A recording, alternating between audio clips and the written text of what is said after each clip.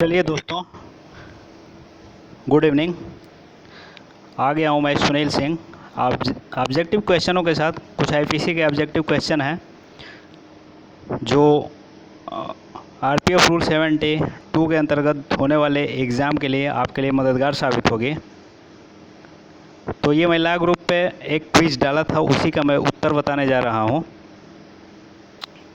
सबसे पहले इसमें आपको योर्स नेम भरना है। जब क्विज़ आप देते हैं तो उसमें योर्स नेम कंपलसरी आपको भरना है, तभी जाके आप क्विज़ को पूरा कर पाते हैं, फिर सबमिट होगा।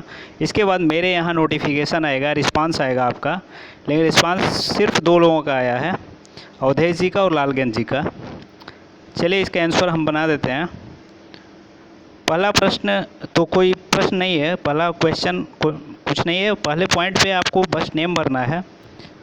अब ये पीडीएफ है, फर्स्ट प्रश्न को 2 में पॉइंट में रख दिया है, लेकिन पहला प्रश्न है आईपीसी की धारा 65 के अंतर्गत अर्थदंड अदा न करने पर कारागार की सज़ा होगी। क्या होगी आप लोग गेस करिए। पहला ऑप्शन है अपराध के लिए निर्धारित अधिकतम सज़ा की 1/3, अपराध के लिए निर्धारित अधिकतम सज़ा की 1/4, यही सही होगा। ऑप्शन बी ही सही होगा। तो ऑप्शन बी को हम लोग ट्रिक करेंगे। तो पहला प्रश्न का आंसर होगा ऑप्शन बी, अपराध के लिए निर्धारित अधिकतम सज़ा की 1/4 होती है। चलिए प्रश्न संख्या 2 पे चलते हैं। दूसरा प्रश्न है आईपीसी की धारा 99 के अंतर्गत आरोपित प्रतिबंधों के अधीन उन मामलों में जहां हमला या घोर उपहत्ति कार्य किए जाने की युक्तियुक्त आशंका उत्पन्न करता है, वहां व्यक्तिगत प्रतिरक्षा के अधिकार के कार्यान्वयन में स्वेच्छा। ऑप्शन पहला है घोर उपहत्ति कारित करने तक का है, मृत्यु कारित करने तक का है, मृत्यु के अतिरिक्त अन्य अपहानि करने तक का है, या कोई नहीं। तो इसका सही आंसर होगा मृत्यु कारित करने तक का है। ऑप्शन बी इसका आंसर होगा। चलिए प्रश्न संख्या 3 पर चलते हैं। आईपीसी की धारा 120(a) के अनुसार आपराधिक षड्यंत्र की सहमति के लिए व्यक्तियों की न्यूनतम संख्या कितनी होनी चाहिए। तो आप सभी को मालूम है कि कोई भी षड्यंत्र तभी षड्यंत्र माना जाएगा, आपराधिक षड्यंत्र, जब तक कम से कम उसमें 2 लोग सम्मिलित न हो। तो इसका सही आंसर होगा 2, यानी कि ऑप्शन सी। चलते हैं अगले प्रश्न पे। प्रश्न संख्या 4 है भारत सरकार के विरुद्ध युद्ध करने का षड्यंत्र का दंड आईपीसी की किस धारा में है।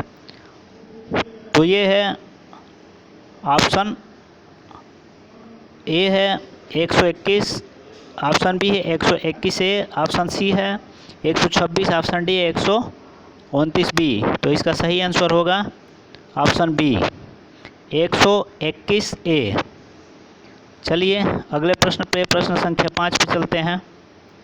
प्रश्न संख्या 5 है मोहन नाम का व्यक्ति किसी प्रतिहेतु के बिना व्यक्तियों के एक समूह पर भरी तोप चलाता है और उसमें से एक का वध कर देता है, तो वहाँ मोहन दोषी है। किस प्रकार का दोषी है?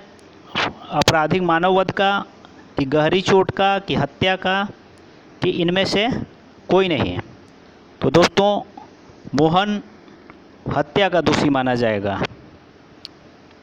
अगले प्रश्न पे चलते हैं। प्रश्न संख्या 5 है आईपीसी की धारा 304(b) के अनुसार जो कोई दहेज मृत्यु करेगा वह निम्न में से किस कारावास से दंडित किया जाएगा जिसका अवधि इससे कम नहीं होगा। तो इसका सही आंसर होगा 7 वर्षों से कम नहीं होगा। जो भी कोई दहेज मृत्यु करेगा उसकी सज़ा 7 वर्षों से कभी भी कम नहीं होगी। इससे अधिक सज़ा मिलेगी लेकिन इससे कम नहीं। अगले प्रश्न पे चलते हैं। प्रश्न संख्या 7 आईपीसी की धारा 82 में क्या उल्लिखित है। तो आप सभी को मालूम है कि आईपीसी की धारा 82 में दिया गया है कि 7 वर्षों से कम बच्चों द्वारा किया गया कोई कार्य अपराध नहीं माना जाता है। ऑप्शन ए इसका सही होगा। अगले प्रश्न पे चलते हैं। प्रश्न संख्या 8 है आईपीसी की किस धारा में एक स्त्री का पीछा करना परिभाषित किया गया है। तो परिभाषित किया गया है धारा 354(d) में। इसका सही आंसर होगा सी को ट्रिक करेंगे 354D। अगले प्रश्न पे चलते हैं। 9, प्रश्न संख्या 9 पे 9 में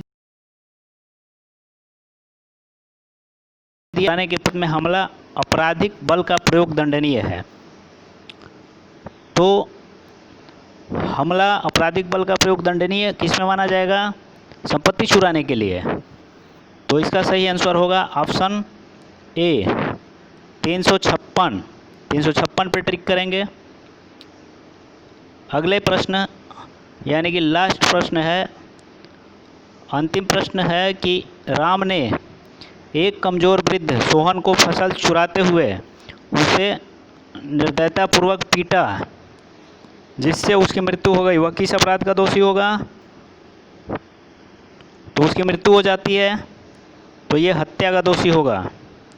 हत्या का दोषी माना जाएगा राम। चलिए दोस्तों, इसी के साथ मेरा ये वीडियो समाप्त हुआ और 10 प्रश्नों का क्विज जो है हमने इसका आंसर दे दिया है। दोस्तों, आपसे हमारा बार बार आग्रह है कि आप अगर तैयारी कर रहे हैं तो हमारे चैनल को सब्सक्राइब करिए ताकि जो भी मैं नए वीडियो को बनाऊं आपके यहाँ नोटिफिकेशन मिल जाए। और नोटिफिकेशन के लिए सब हमारे चैनल को सब्सक्राइब करने के बाद बेल आइकन को ज़रूर दबाएं, जिससे आपको नए वीडियो का नोटिफिकेशन मिल जाएगा। धन्यवाद दोस्तों।